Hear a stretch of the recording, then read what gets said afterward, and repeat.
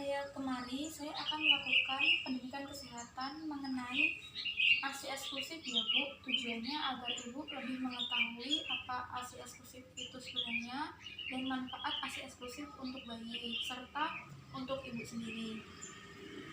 Nanti prosedurnya saya akan jelaskan ya Bu ya. Selanjutnya apakah Ibu sudah siap? Nah sebelumnya ini benar ya dengan Ibu Mita. Nah usia 35 tahun ya.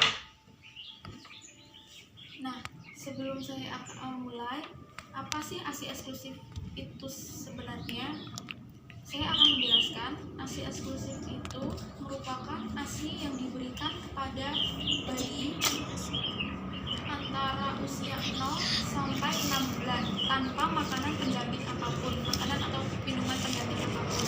Nah nanti setelah 6 bulan boleh bayi diberikan makanan pendamping atau MPASI ya Bu ya. Nah pada dasarnya pemberian ASI itu 2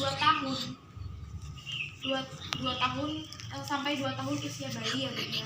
Nah sekarang saya akan menjelaskan manfaat menyusui bagi ibu dan bayi. Yang pertama, menyusui mengurangi resiko bayi terkena infeksi dan penyakit karena kandungan dari ASI tersebut ya Bu ya dapat mencegah bayi terkena infeksi dan penyakit. Yang selanjutnya, menyusui menyediakan nutrisi yang ideal bagi bayi dan meningkatkan bonding ibu dan anak. Di sini maksudnya pada saat menyusui antara ibu dan bayi itu akan terjalin hubungan yang erat, akan menjalin kedekatan. Yang selanjutnya, menyusui mengurangi resiko ibu terkena osteoporosis, diabetes dan kanker rahim ya Bu. Selanjutnya,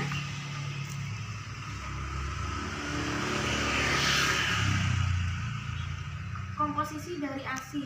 ASI yang pertama keluar itu namanya kolostrum ya Bu ya, yaitu warnanya agak kekuning-kuningan,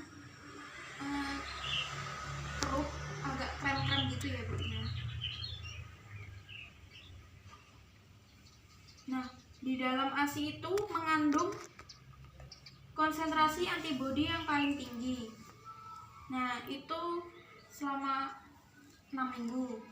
Dan selama ASI 3 bulan itu di dalam ASI terkandung kalori yang berguna untuk menambah berat badan, terutama untuk otot dalam masa pertumbuhan utama si bayi. Setelah 3 bulan ada 6 bulan.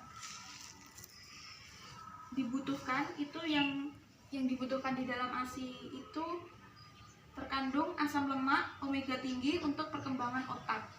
Nah setelah itu pada 1 tahun atau 12 bulan plus itu di dalam ASI terkandung kalori dan asam lemak omega tinggi untuk pertumbuhan otot dan perkembangan otak.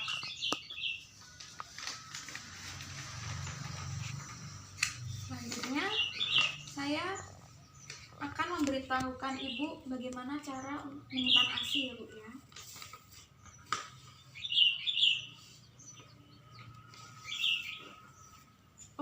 Maaf, sebelum mempertahankan, bagaimana cara mempertahankan agar ASI tersedia terus untuk si bayi. Yang pertama, Ibu sering-seringlah menyusui, karena semakin sering ASI diberikan maka akan semakin banyak produksi hormon oksitosin yang berdampak terhadap lancarnya ASI. Begitu ya Bu ya. Dan selanjutnya, konsumsi makanan sehat. Makanan yang Ibu konsumsi itu akan berdampak kepada produksi ASI Ibu. Yang selanjutnya, perbanyak minum. Nah, di sini kan ada istilah kalau ASI tidak keluar coba makan marning. Nah, di sini maksudnya itu makan marning kan makan jagung itu kan bisa menyebabkan haus ya Bu ataupun seret gitu. Jadinya kita akan minum terus, jadi perbanyak minum. Selanjutnya, kontrol emosi. Emosi yang tidak stabil itu akan mempengaruhi keluarnya atau lancar atau tidaknya ASI gitu.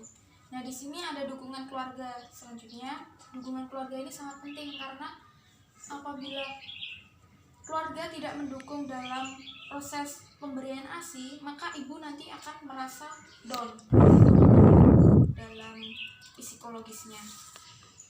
Nah, di sini saya akan memberitahukan cara untuk memeras ASI yang benar dan baik ya Bu ya. Yang pertama, itu kita pegang, tidak boleh cuma di putingnya. Kita pegang dan arahkan menuju ke depan, itu dari areola seperti gambar di sini ya Bu ya. Sebelum memberikan, itu areola harus kita basahi terlebih dahulu. Nah, sebelum memberikan itu kita pencet, kita keluarkan dulu sedikit ASINya, lalu kita oleskan ke areolanya. Itu untuk menghindari lecet pada saat diminumkan ke bayi. Nah, selanjutnya untuk yang terakhir, saya akan menyampaikan cara menyimpan ASI yang benar. Yang pertama, disimpan dalam wadah tertutup. Itu bertahan sampai 3-4 jaman ya Bu ya. Tergantung suhu ruangan. Kalau disimpan di dalam kulkas 0 sampai 4 derajat Celcius itu bertahan sampai 3 sampai 8 hari. Nah, untuk yang penyimpanan freezer atau kulkas 1 pintu atau di freezer di lemari es saja beku, itu selama 2 minggu bertahannya. Nah, untuk cooler dengan es pack itu bertahan sampai 24 jam. Nah, pada kulkas setelah dicairkan itu 24 jam, freezer atau kulkas 2 pintu 3 bulan, deep freezer kurang dari 18 derajat itu 6 bulan. Begitu Ibu, cukup penyuluhan yang dapat saya sampaikan. Apakah ada yang mau ditanyakan? Tidak. Oh, tidak ya Bu ya. Kalau begitu saya cukupkan sampai